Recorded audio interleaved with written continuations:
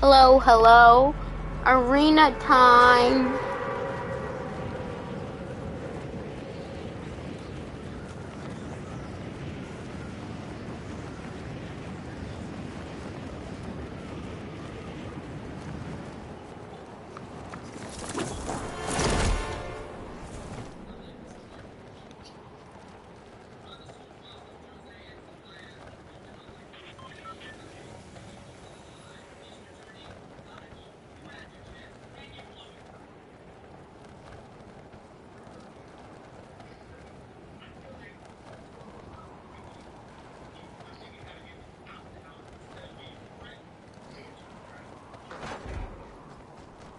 Go away.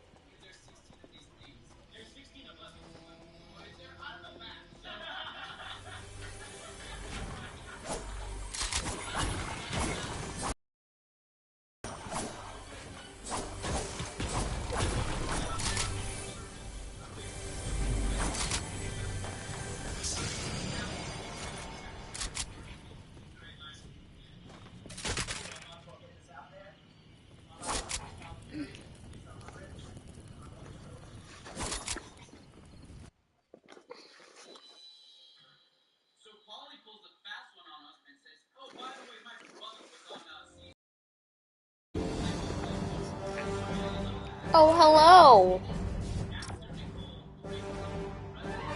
Hello, subscribers.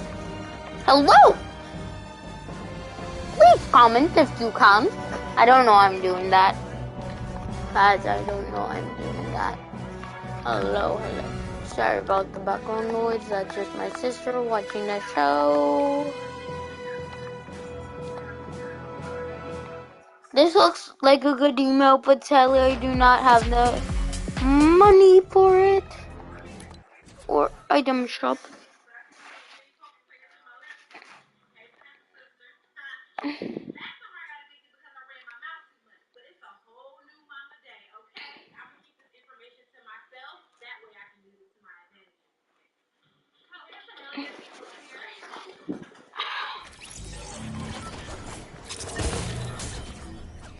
Please comment if you're in the chat. The chat, please. This person's about to load in. This is just a hologram.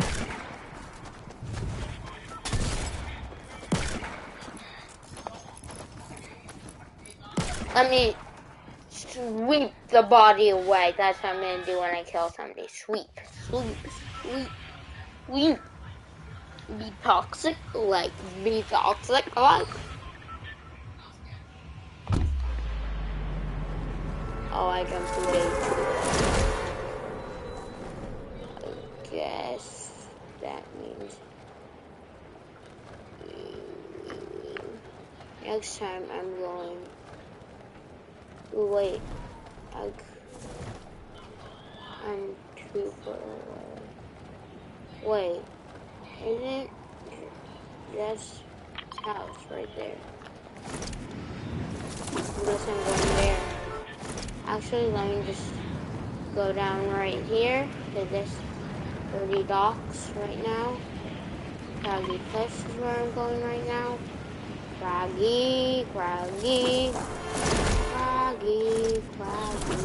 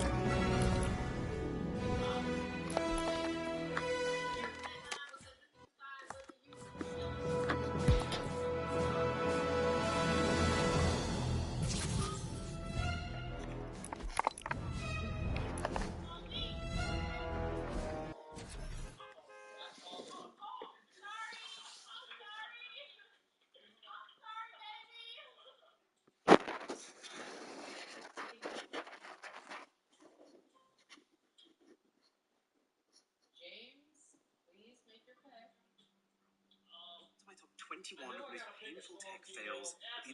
Okay. 15 of the biggest smartphones. Starting off as concerning and ending up... I'm watching a video and so we... Galaxy Note 11.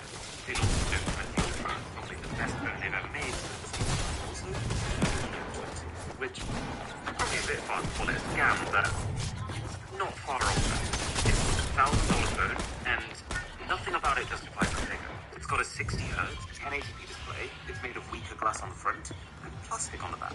And unlike just about every other Samsung phone, this one has no expandable storage. It's arguably a lower spec than the company's own $699 Galaxy S20 FE. This one has no expandable storage.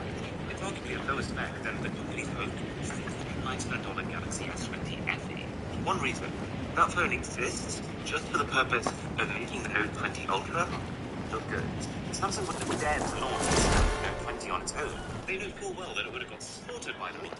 But by barely mentioning it at the launch event and just keeping it as a phone to sit next to the Note 20 Ultra on the website, it makes the price of the Ultra look very reasonable by comparison.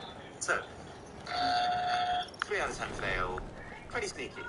Not impressed. And on a similar note, our good friends at OnePlus, a company who spent years for being selective, for putting all their efforts into just 1 or 2 phones at a time, building hype and making sure they deliver.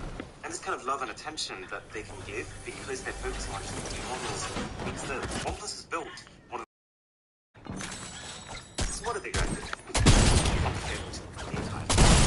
It's not 2 phones, just completely out of the blue. The Nord N100 and the Nord N10. No real hype or launch events. The phones are confusing. Like, where do the numbers 10 and 100 come from? Your main phones are still on the number 8 right now. And why is the N100 the lower end version and the N10 is the higher end version? Names. But also, I think the most important thing is that they're just basic phones. These are reskinned versions of Oppo devices. And I think the lower end N100 still not gets away with this because it's still good value. But this N10 shouldn't exist. Like, for the sake of saving just $50 versus the normal OnePlus Nord, you lose a lot of stuff. You lose the OLED display for an LCD. You lose the premium glass back for glossy plastic. You get a worse chipset and less RAM. It's not a disaster, but they're just 2 confusing, copied, and forgettable phones that signal a downwards transition for the company. So, solid 3 out of 10 fail in my books. Okay, we're really sharing the love this year.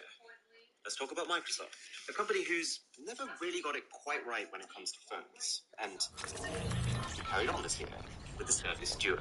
It's a foldable phone which, on first glance, might actually look like it justifies its $1,400 price tag. It's incredibly sturdy and slim and can flex itself into countless orientations. It's just, this is a perfect example of a phone that's trying to run before it can walk. Microsoft is trying to reinvent the game here, but the fundamentals that the phone stands on are crumbling. Literally. It's got a plastic frame and it's so thin that these phones are cracking. You do get a flagship chipset, which is good, but oh wait, no, it's the Snapdragon 855 announced in 2018, paired with just 6 gigabytes of RAM. Yeah, specs aren't everything, but for a $1,400 phone that's built to do at least 2 different tasks at the same time, you don't feel it. And it's all topped off with one of the worst speakers on a modern day phone, and possibly the worst camera. Like, you know how most modern day $1,400 phones have triple camera setups, quad camera setups with massive 100 megapixel sensors? Well, with the Surface, you have one camera. The selfie camera, which you use both to take selfies and as your main camera for everything. So next to modern day flagships, that's a bit like trying to run around and film using your webcam. But what I didn't like about this is that Microsoft was well aware of the shortcomings, but they kind of tried to manipulate the narrative.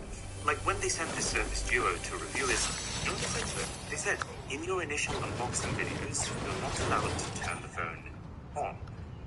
Which means that basically the one thing that you can show is design. The main good thing about it. So yeah, sky-high price, way too many compromises, and a sneaky way of trying to hide them. This is a 4 out of 10 fail right here. What would you label as the wackiest smartphone you've seen this year? For me, it would probably be the LG Wing. A smartphone that looks like a normal phone until you flip it out and... what is that? A widescreen horizontal display, followed by an almost square panel below it. Now, it's probably a little early to say that this is a failure, but I can already tell you now, this is not the form factor of the future. Like, if this LG wing becomes the next big thing, I will wear a set of wings in a video. I'm sure you'd like seeing that.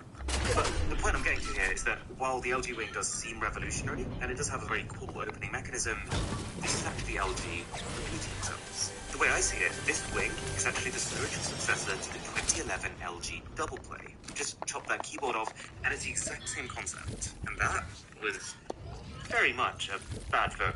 It was clunky, kind of cramped. The specs were compromised just to have this dual screen design, and also the dual screen itself was labeled by every media at the time as a gimmick.